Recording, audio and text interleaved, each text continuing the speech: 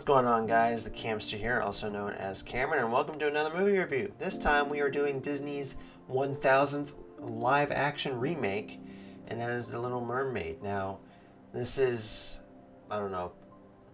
part 10 of the long installments of live-action remakes that Disney has done. Mulan, Pinocchio, Dumbo, The Lion King, and the newest one, Peter Pan and Wendy. All of them have had problems, and none of them that I really enjoyed or liked. And so the Little Mermaid, I didn't have a lot of expectations for, not at all. But this ended up being a surprising film. I actually think this is one of the better remakes that Disney has made. And that's not really saying much because there was a very low bar when it came to, making remakes. But I feel like this one's a very enjoyable watch. And to hear more about my thoughts and my positives, mixed, and negative stuff regarding this movie, please like and subscribe. It'll very much be appreciated. Help me grow the channel and help me get more content out there, movie reviews, trailer reactions, all that stuff. So liking and subscribing would be very much appreciated. Let's just go ahead and start with the positives of this film. I'm going to talk about Halle Bailey. That's a tongue twister, isn't it? She did a great job as Ariel, and I think even before this movie even came out, people were being, to be blunt with you, being racist about her casting. But I think she did a very good job as Ariel. Even when the casting got announced, I was like, I don't care what color she is. As long as she does a good job in this role, then everything's going to be fine. And, this girl's got a voice on her. She can sing. And that really helps when you have a movie like this where the songs are such a staple within the film, especially the old animation. But I think she did just a fantastic job, and she really carried the Ariel character very well. So I think Bailey was a very good casting choice for that. Good job, Disney. You did a good job. You did a nice one. Yay! Let's also talk about the CGI. CGI for the most part was really, really good. In Disney movies, you can tell sometimes that they don't give a crap about CGI. Lion King comes to mind, which I'll talk about later with the facial animations. The facial animations really took me out at some parts of this film. And it bugs me to no end how Disney goes like, oh, let's go realistic. Well, no, how about you make a more realistic version of the animation? I get it why they do that, but again, it irks me to no end. But overall, I think the CGI is good.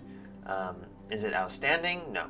But I think it's good enough to where it doesn't really take you out of the film. So, good job on the CGI, Disney. The music, the score with this movie was on par with the original. Was it better than the original? Of course not. Nothing can top the original. The original movie, the soundtrack for that film is outstanding. Under the Sea, one of the most highly touted and highly known songs in animation history. I think they did a very serviceable job with Under the Sea and Kiss the Girl, even though they added some things and took away some things from Kiss the Girl. I think they did a very good job. And again, it's not as good as the original, but it's still good, and I liked it a lot. What I can say about this film is that with most remakes, you can tell that Disney just kind of pushes it out there, and a lot of the stuff that happens in the films are really forced. And it didn't feel that way with this one. With the original, there were some problems with the original. The original is a classic, no doubt, but there is some things wrong with it.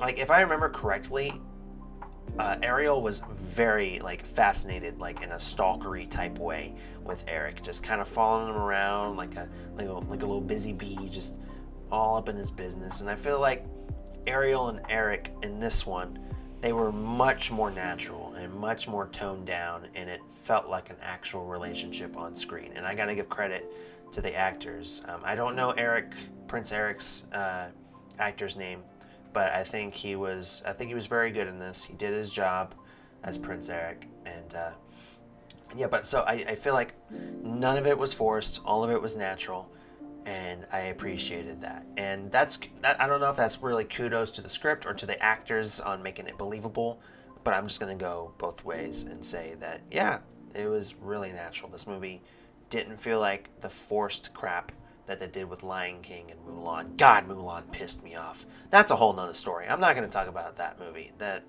the whole, taking out stuff just because, we don't want people to get mad at us. It doesn't matter. It's a part of the story. Anyway, going off topic. Little Mermaid didn't feel like that. It felt natural, not forced, like I said, so good job on that.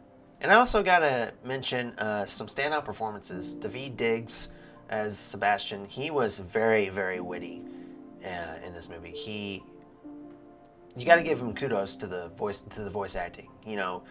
Especially when you're talking, when you play a talking crab, you gotta really nail your lines, and Diggs did a very good job nailing his lines down, and he got the accent down. It didn't feel forced. It didn't feel fake. The little Jamaican accent that Sebastian had in the original, I felt that there, and Diggs did a good job replicating Sebastian's voice. And also a shout out to Melissa McCarthy.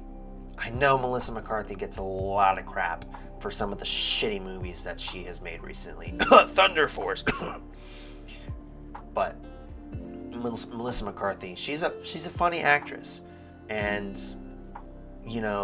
when she got casted as Ursula, I was like, I don't know, a comedic actor playing a really, dark, evil character as Ursula. Turns out comedic characters do a good job with dark stuff. I mean, I guess it's just with the whole dark humor thing that Melissa McCarthy's got going on with her shtick in the comedies that she does. But she plays Ursula very well. I think there were some parts where it wasn't believable as Ursula, but overall, the one, song that she had, she nailed. The lines and, feeling menacing was really nice. I liked that a lot. And I think she was the most surprising performance for me, because I don't see her in this type of role, but I think Melissa McCarthy was a very surprising, standout in this movie especially. And I also have to mention the end of the movie fight with the big-ass Ursula coming out of the water. That shit was cool. I want more of that, please. That was incredibly awesome. I don't remember if that was in the original or not, but if it was, man, they made it look so much darker and so much more menacing, and I liked it. I liked it a lot. And, if that was a change within the script, kudos Disney, you finally did something right. Give you a little pat on the back. Now I'm going to go ahead and put the mixed aspect into the positive portion of this review. Scuttlebutt. Scuttlebutt, Scuttlebutt. That song was very cute. I liked it a lot. But you can tell, and just, by hearing it, that it does not belong in the movie whatsoever. The genre that it is in. It's in, like, some rap, like fast rap. And the songs in this movie were produced by Lin-Manuel Miranda. Yeah, Hamilton, ring a bell? That entire fucking thing was rap. Hamilton was rap. Just rap, rap, rap. And that's Miranda's thing, Into the Heights, Hamilton, etc. And he made that song into a rap. And while it was very cute, and, and Awkwafina did a good job, and Daveed Diggs did a good job, rapping that song, it does not fit into the movie. It doesn't. Will I listen to it again? Probably. But just leave it out of the film next time, okay? Time for the negatives. Back to the CGI. Sometimes the CGI, I get it, you're in the dark crevices of the underwater, especially when Ariel is, swimming into Ursula's like little skeleton pit, whatever. But sometimes this movie was really dark and I couldn't see shit. I would have to maybe, get a camera out and turn the brightness up or something. I didn't do that. But I felt like I needed to do that because I was like, what the hell am I looking at? What's going on here? I can't see shit. That's what it felt like to me. And sometimes the CGI made it feel that way. especially the Ursula fight in the very end. Like, the Ursula fight was badass, but sometimes I couldn't see what was going on. Like, I couldn't see Ursula's facial animation or facial expressions when she was fighting Ariel and Eric. So yeah, sometimes it was very hard to see things, and that was a bit annoying, but really wasn't like a little setback, as I am telling as it is. In the facial animations for the animals, Sebastian and Flounder, their facial animations, it was the same for Lion King. No emotion whatsoever. The voice actors had to literally portray the emotion through their voice, and that must have been very hard for them to do, because although they did it well, the facial animations really help a lot. Like with Scuttle, like her eyebrows would move, and whenever Sebastian would make a little dig towards her, she'd be like, you could see the eyebrows move. And I was like, oh, that's cool. I wish you could have put that on a fucking crab and the fish. Well, I get it, fish and crabs don't have eyebrows. Can you at least like make the eyes dilate or something? Just give me something, okay? Give me some expressions. I hate when Disney live action adaptations, whatever, do that. Because, like, I get it, you're making it realistic, but just don't make it that realistic. This is, we're talking about a talking fish and a talking crab here. Let's keep up the pace here. And I don't remember if it was like this in the very in the animated movie, but Flounder was sidelined, man. Sebastian and Scuttle would have their little digs at each other, and they would have like their little funny conversations, and it was funny. David Diggs and Awkwafina played off each other very well. But sometimes Flounder would be like, yeah, and like would have like one line to like put it into the conversation, and then that would be his line. And then we would move on, and then while the whole kiss the girl segment, you know, Flounder had his little moment, like pulling the little canoe and, you know, pulling this plan together with Sebastian and Scuttle. He had his moments there, but other than that, like, he would disappear and then come back and then disappear and then come back again, and it just, poor Flounder. And also, Flounder's face, very skinny. Hello. He was chubby in the animated film. You couldn't make him chubby? That might be a nitpick, but seriously, come on. I like my Flounders chubby, okay? I don't like them skinny. That's pretty much going to do it for this review. Honestly, if you like the old animations, and if you're one of the very few that likes all the remakes, because let's be honest, the remakes are kind of shitty, then this is a movie for you. This movie surprised the hell out of me, because I thought it was going to suck like all the other remakes, but it doesn't.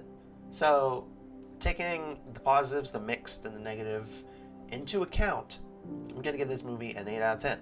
Okay? It is actually a very, very enjoyable watch. Would I go back to the theater and watch it? No. I'll probably wait till it goes on Disney Plus in a couple months and rewatch it again and be like, there's some things I missed here and there, but I would probably not go back to the theater and watch it, because honestly, I'm not a big fan of musicals, and I'm not a big fan of the Disney live-action remakes. I'll probably watch the animated more than the actual remake, but that doesn't mean it's a bad movie. It's actually one of the better remakes that Disney has put on. Like I said, low bar. Can't really say anything about that, but yeah, 8 out of 10 is the rating for this film. Go watch it, please. Now that's going to do it for this movie review. I thank you very much for being here with me and just listening to me ramble on about this Little Mermaid movie. And of course, if you want to see more movie reviews like this, please like and subscribe. Again, it helps the channel grow. It helps me get more content out there, like trailer reactions, movie reviews, stuff like that. So liking and subscribing would be very much helpful and appreciative. And if you haven't liked and subscribed, what the hell are you doing? Like and subscribe, damn it. And I'll see you guys in the next movie review. Peace out. I hit my mic. Oh no.